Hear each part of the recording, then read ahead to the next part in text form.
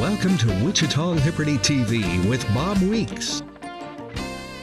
Hello, I'm Bob Weeks for Wichita Liberty TV, your weekly source for news, analysis, and commentary about Wichita and Kansas government and public policy. We're broadcast on KGPT channel 26.1, also its companion website, kgpt26.com. Some of you may know me for my blog, that's The Voice for Liberty at wichitaliberty.org on the internet. There the motto is individual liberty, limited government, and free markets in Wichita and Kansas. So I cover things that may not be covered by other news media in Wichita and Kansas, or if we do cover the same news, I'll do it from the perspective of economic freedom, limited government, and individual liberty, because these are the things that are important. These are also the things we find so often under attack by our governments, be it at the federal, state, or local level. So, please visit wichitaliberty.org. You can subscribe to the email newsletter I send a couple times a week. You can like The Voice for Liberty on Facebook or follow me, Bob Weeks, on Twitter. And if you want to contact me, you can also find my email address at wichitaliberty.org or just remember bob.weeks@gmail.com. When the city of Wichita is not concerned about waste that is easily observed, how careful is it about avoiding waste that's not easily seen by citizens? Well, I've noticed that the parking lot lights at the Wichita Transit Center in downtown Wichita have often been switched on during the middle of the day. So recently, when I drove by the Transit Center and saw that the lights were off, I was relieved that the city wasn't wasting electricity lighting the noonday sky. But I didn't have to travel much further before I saw streetlights turned on for several blocks on Douglas, Broadway, and Topeka. This is not unusual. Waste like this is unacceptable, and soon the City Council is likely to recommend that Wichitans vote for higher sales taxes as the city cannot afford to run the buses or adequately maintain streets. But before asking for higher taxes, the city should stop wasteful spending on burning streetlights in the middle of the day. You have to wonder, if the city is apparently not concerned about blatant waste like this, waste that anyone can easily observe, well, what is it doing about waste that can't easily be seen? And this is also an indication of the attitude of the city of Wichita, as I explained a few weeks ago on Wichita Liberty TV. And that is, the city has an advertising campaign to persuade residents to do things like unplugging cell phone chargers and televisions when not in use. You see, these devices may use small amounts of electricity even when they're not in use. That's called vampire power waste. And the city says we need to avoid this waste in order to keep our air clean. But streetlights burning in the middle of the day, that wastes a lot of power. So before considering any extra funding for the city, let's ask that the city stop wasteful spending like these lights. And City Hall, please stop badgering citizens to avoid waste until you take care of your own problems. Now I realize that the lights illustrated in these photographs are undoubtedly a small portion of the city's total spending. But you don't have to look very hard to find waste like this, and we know that small examples of waste are multiplied many times. So when city leaders tell us that there is nowhere left to cut in the budget, that everything that can be done to trim the fat has already been done, and the only thing we can do is to raise taxes, well, think of these photographs and others that I've shown you on Wichita Liberty TV. And by the way, this is not to say that waste like this does not occur in the private sector. Of course it does.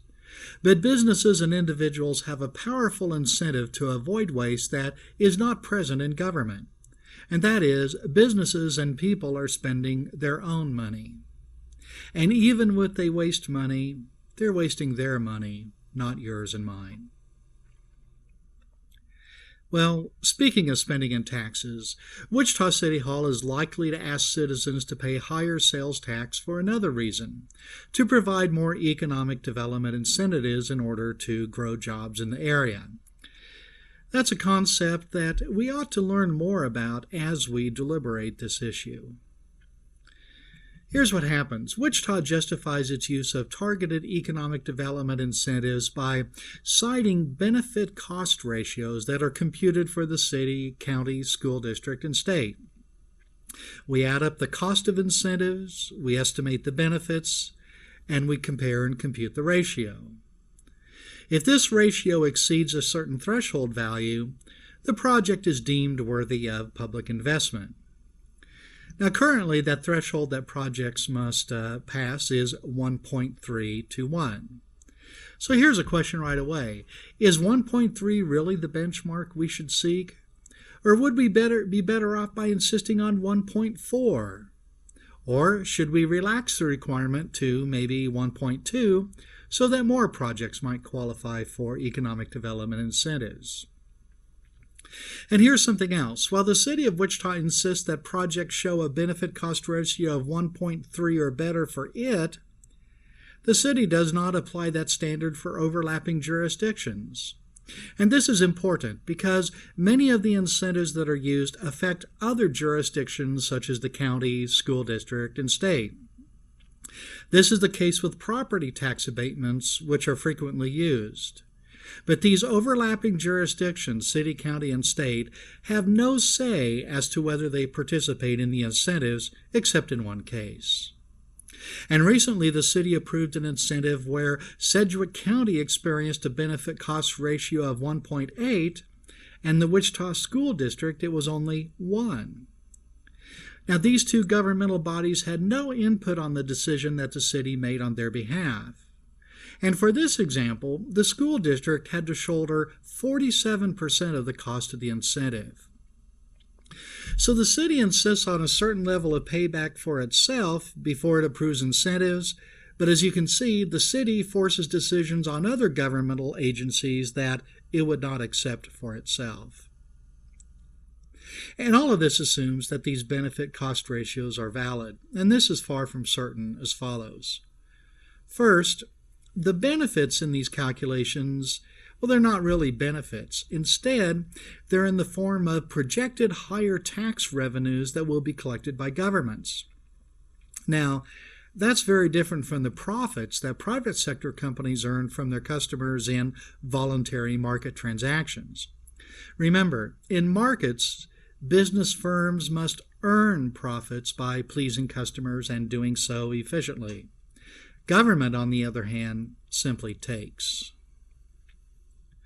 And second, even if government collects more tax by offering incentives, it should not be the goal of government to grow just for the sake of growing. But as we've seen, the field of public choice tells us that the goal of government and bureaucrats is to grow. Well, a third point, government claims that in order to get these benefits, that incentives are necessary. But often the new economic activity, be it a relocation, expansion, whatever it is, that would have happened without the incentives. And fourth, why is it that most companies are able to grow without incentives, but only a few companies require incentives? What's special about these companies? And why do some companies receive incentives year after year? And then, if the relatively small investment the city makes in incentives is responsible for such wonderful outcomes in terms of jobs, well, why doesn't the city do this more often? If the city does in fact have such power to create economic growth, well, why is anyone unemployed? Well, these are some issues that we ought to be thinking about before we hand over more money to Wichita's city government.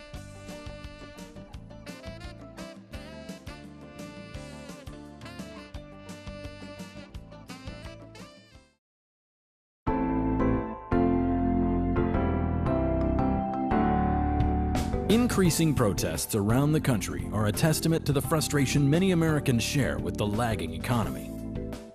Protesters are rightly angry that big corporations and big government are working together to benefit at the expense of everyone else.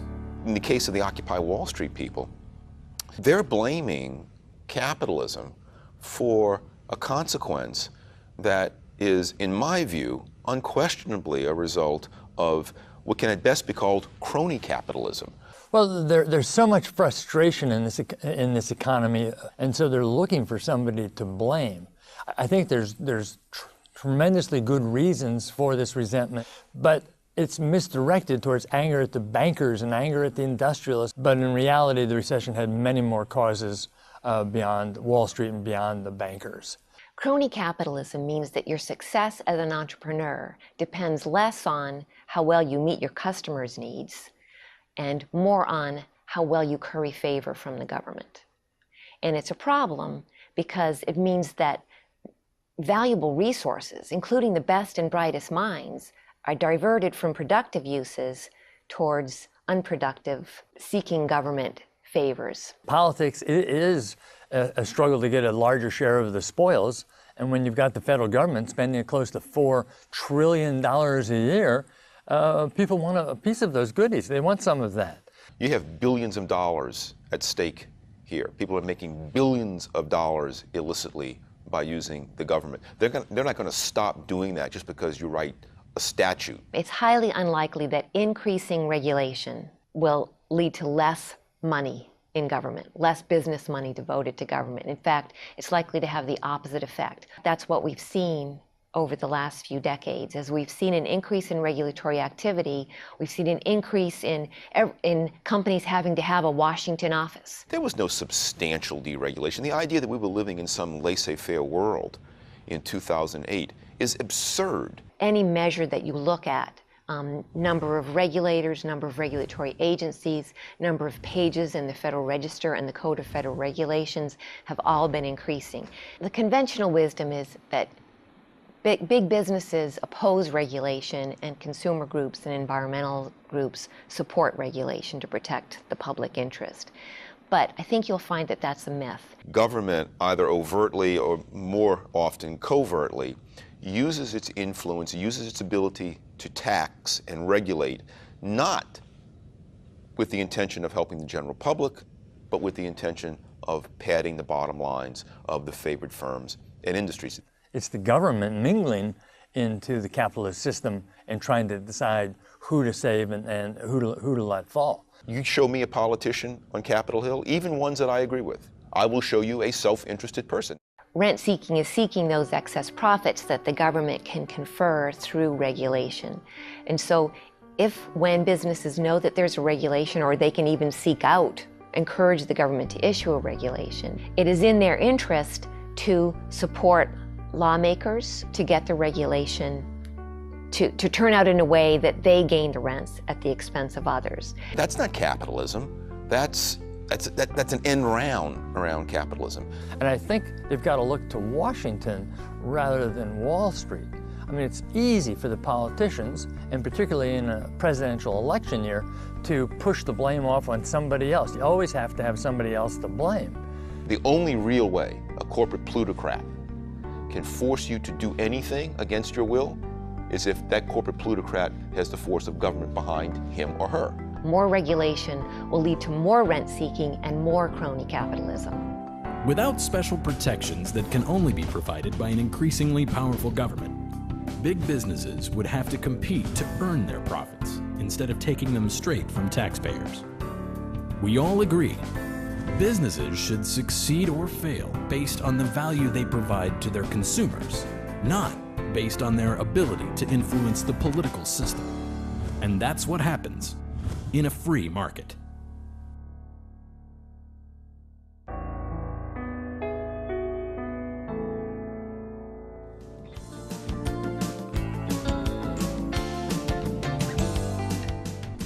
Welcome back to Wichita Liberty TV. I'm Bob Weeks.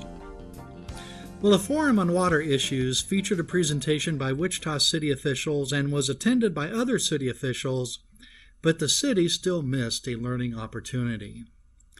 Now, this was an educational forum held by Kansas Policy Institute on the issues of water in the Wichita area. The event featured 4 presentations with questions and answers. Most of the presentations were about 1 hour in length.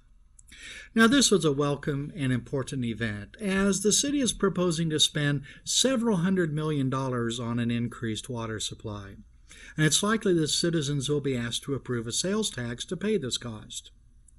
It's important that we get this right, and citizen skepticism is justified.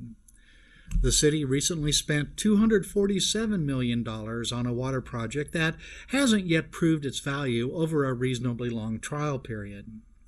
And a former mayor has told audiences that he was assured Wichita had adequate water for the next 50 years. It was 11 years ago that he was told that.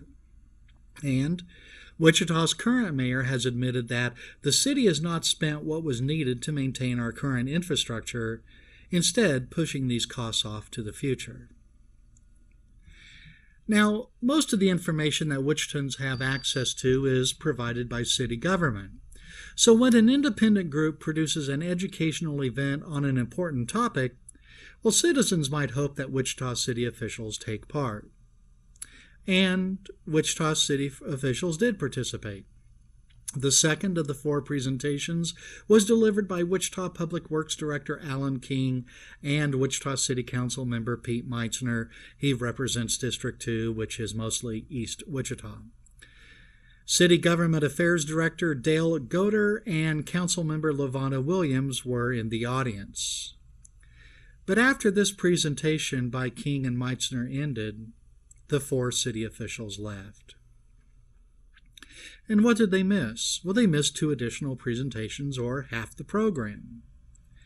The city officials did not hear a presentation by Dr. Art Hall of Kansas University, which presented some novel ideas of using markets for water resources, particularly how Wichita could secure increased water supply by purchasing additional water on the market and using the infrastructure it already has in place. And in the final presentation, the audience asked questions that the presenter was not able to answer. City officials like Public Works Director King would have been able to provide these answers. Now, I understand that city council members are part-time employees and they're paid a part-time salary. Some have outside jobs or businesses to run. But that's not the case with the city's Public Works Director or its Governmental Affairs Director. And come to think of it, where was the city manager, the assistant city manager, the other council members, the city's economic development staff? Where was Mayor Carl Brewer? Now, if you've attended a city council meeting, you may have to sit through up to an hour of the mayor issuing proclamations and service awards before actual business starts. And fleets of city bureaucrats are in the audience during this time. But none of these would spend just 1 hour listening to a presentation by a university professor that just might hold a solution to our water supply issue. I can understand that city officials might not be the biggest fans of Kansas Policy Institute, the agency that sponsored this event. KPI supports free markets and limited government. But city officials tell us they want to hear from citizens. The city has gone to great lengths to collect input from citizens, implementing a website and holding numerous meetings. Well, about 70 people attended the Kansas Policy Institute Forum. Citizens were interested in what the speakers had to say. They sat politely through the presentation by the 2 city officials, even though I'm sure many in the audience were already familiar with the recycled slides they'd already seen before. But it appears that Wichita city officials were not interested in alternatives that weren't developed by City Hall. They can't even pretend to be interested. And there's another aspect of the debate over water that we ought to examine. We have Wichita city leaders telling us that we need to spend a lot of money for a new water source, but for some reason, debt financing has now become a dirty word. Now, details are not firm, and that's a problem right there, but the amount needed for the new water supply is given as $250 million, city officials say, but just this week we learned it could be less, perhaps as little as $200 million. Now, to raise these funds, here's the choices we're given. Either A, endure a sales tax for 5 years, or B, borrow money, raise water bills for 20 years to pay off the bills, the bonds, and pay a lot of interest in the meantime. This is a similar argument made in favor of a sales tax to pay for the Intrust Bank Arena in downtown Wichita. By paying higher sales tax for a short while, we avoid long-term debt. There's also the argument made that by using a sales tax, visitors to Wichita help pay for the water project. Well, of course, the sales tax is mostly paid by local residents. And my estimates indicate that raising the sales tax by 1 cent per dollar costs the average household $223 per year.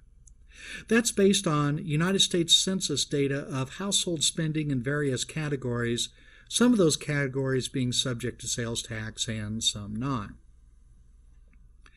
But even if we can get visitors to Wichita to pay part of the project cost through a sales tax, that's not necessarily a wise course of action, because by making it more expensive to visit Wichita, we make it a less desirable destination. And the motivation of those who argue for raising funds by getting outsiders to pay for our water project through a sales tax, they may be missing a subtle point. And that is, a lot of what is sold in Wichita is not subject to sales tax, because the output of many manufacturers in Wichita is not taxed. The fuselages of Boeing 737 jetliners, for example, Boeing doesn't pay sales tax on those. But these manufacturers like Spirit Aerosystems do use a lot of water and pay water bills. The cost of those bills they pass on to their customers. Well, of course, by making products manufactured in Wichita more expensive, well, again, we make them less desirable. There really is no free lunch, as the economists say. But all these arguments link the water project with its funding too closely. The idea of a water project, what it should look like, and its funding ought to be separate, independent decisions. And what's really curious is the city's sudden aversion to debt. Almost all the money used to pay for the aquifer storage and recharge project to this point was borrowed, and so far that total cost is $247 million. It's common to pay for long-lived capital assets with borrowed funds. So it's strange for city council members to suddenly decide that debt is not good and that we have to pay for this project with cash, which is really what the sales tax does. So here's another alternative. If the water project costs $250 million, let's raise water bills by that amount over 5 years. In this way, it's water users who will pay for the new water supply, and we avoid the debt that city council members seem determined to avoid. Now, this might be a bitter pill to swallow. In 2013, the Wichita Water Utility collected about $65 million in revenue. That doesn't represent the total that people pay on their water bills, as the sewer utility collected about $50 million. But adding $50 million per year to water bills might seem like a large increase, and it would be. But it's important to have water users pay for water supply. Also, we need to be acutely aware of the cost of a new water supply. And that awareness is easier to accomplish when people pay this cost through their water bills. When paying through a generalized sales tax, the linkage between cost and benefit is less obvious. There is less transparency and ultimately less accountability. Well, that's it for Wichita Liberty TV for this week. Thank you for watching. I'm Bob Weeks.